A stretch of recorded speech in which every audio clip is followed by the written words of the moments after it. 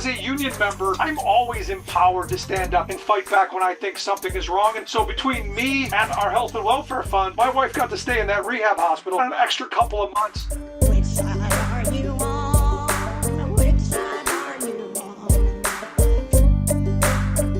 on? We're joined now by Rick Smith, a working Teamster and host of The Rick Smith Show. Also been named Talkers Magazine Heavy 100 for the third year in a row. Rick Smith, welcome back to the Valley Labor Report.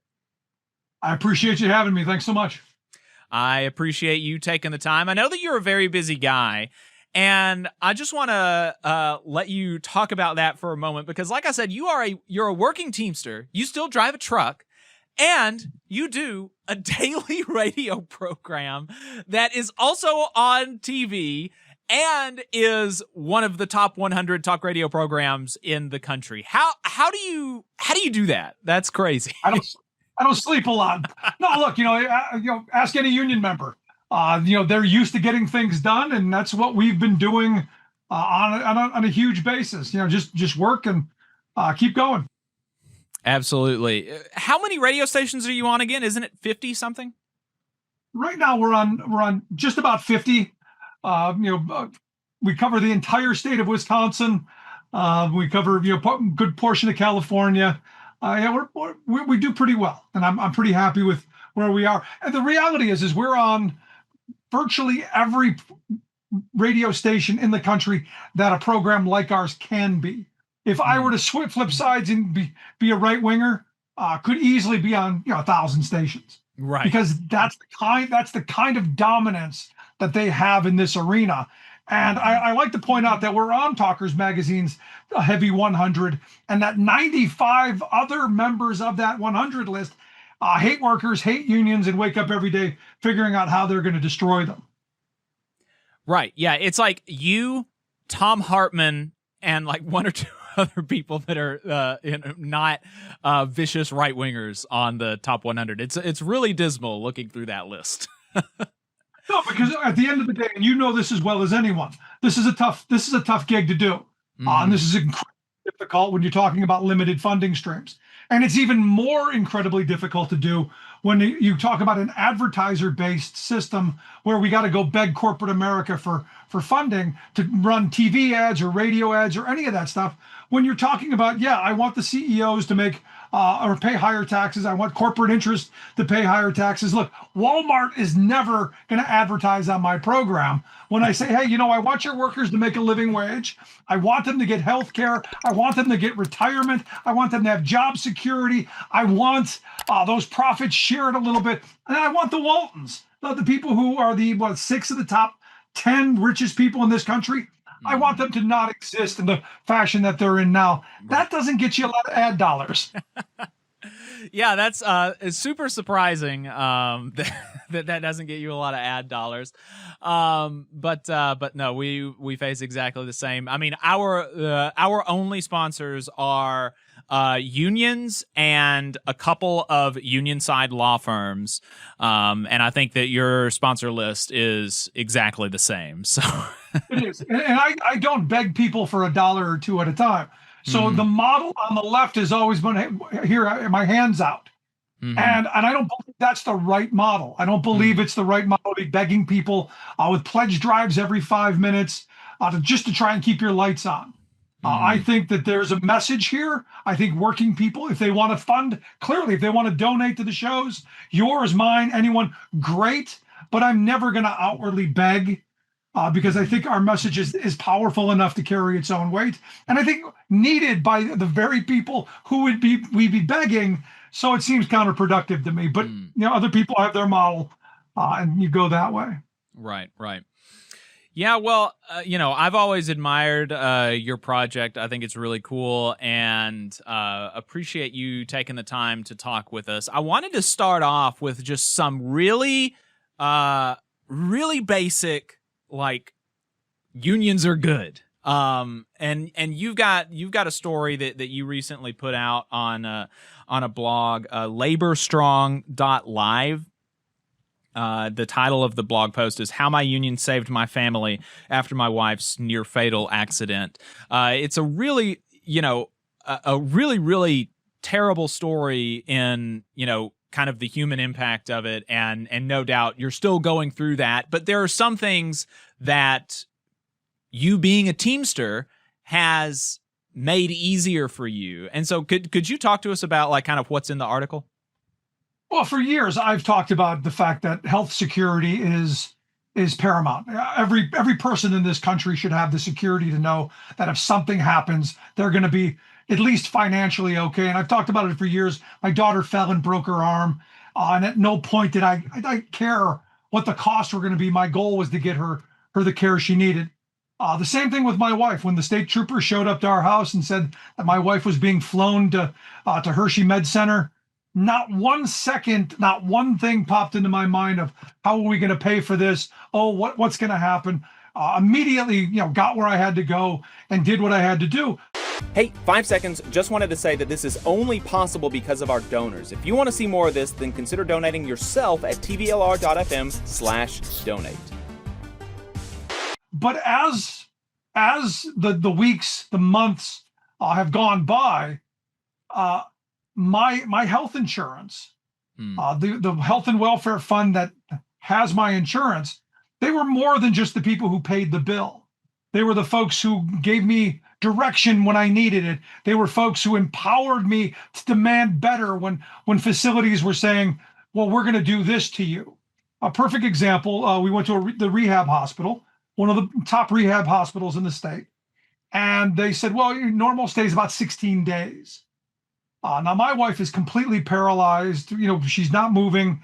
And I'm like, 16 days seems awful short. Mm-hmm. So they came back to us at the beginning of December, said, we're going to discharge her. Where do you want her to go? And I go, nowhere. She's staying right here. And the doctor said that the best place for her was in this rehab hospital, which is a bizarre situation when you have a physician who can hold two thoughts in his head at the same time. One, this place is the best place for her. And two, no, you can't stay. Right. Well, my health insurance, my health and welfare fund said, no, we want her to stay there. In fact, they called the hospital and said, it's in our best interest she stays. Now, again, as a union member, I'm always empowered to stand up and say no. I'm always empowered to stand up and fight back when I think something is wrong. And this is that situation as well. So between me and our health and welfare fund, my wife got to stay in that rehab hospital, not December 6th when they wanted to kick us out, but the middle of February. So she got an extra couple of months. And when we were discharged, they basically said she would never walk again. And our fund paid for in-home therapy to come every day to help. So today she's walking. Wow. Our problems are cognitive. We got a long road there, but all of the things that they told us along the way weren't going to happen have happened. And it's mostly in part because of our insurance that has given me the ability to demand everything that she needs, everything that she's earned, and everything she deserves. And I think every worker, and I didn't write the story because of, hey, look what I've got, or Right. How lucky I am. I wrote this as a tale to people. Go, look, bad stuff happens. All of us encounter bad things. This is the worst thing that's ever happened to me. And in that moment of need, my union was there to stand beside me with insurance, with making sure that my job is secure, because I haven't worked since the accident. I've been on leave so I can take care of her. But you know what? Mm-hmm. When I'm ready to go back, that job will be there. My seniority will be intact, and I will pick up seamlessly. And when I talk about this, I'm not bragging. I'm not, again, trying to say, hey, look how wonderful I am. Right. I want this for everybody. That kind of security to know I'm not going to go broke.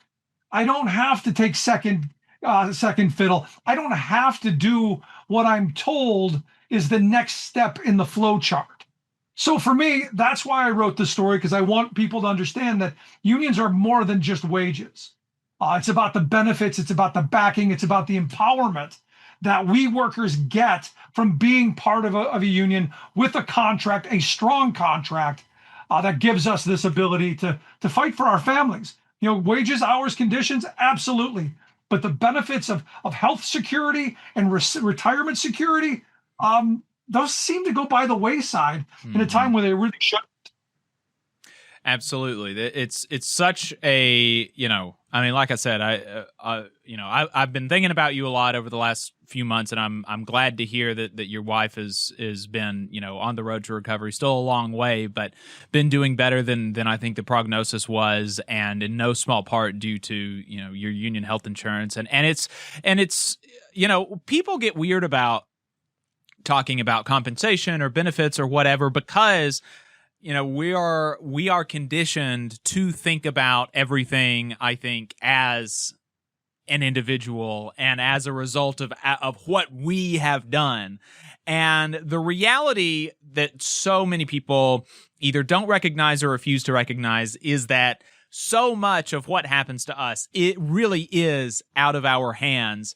And recognizing that and recognizing that we can take more power over what happens to us if we are in a union, and we, it empowers you to be able to stand up and get what you deserve, like you said. No, absolutely. And I've gamed this out in my head.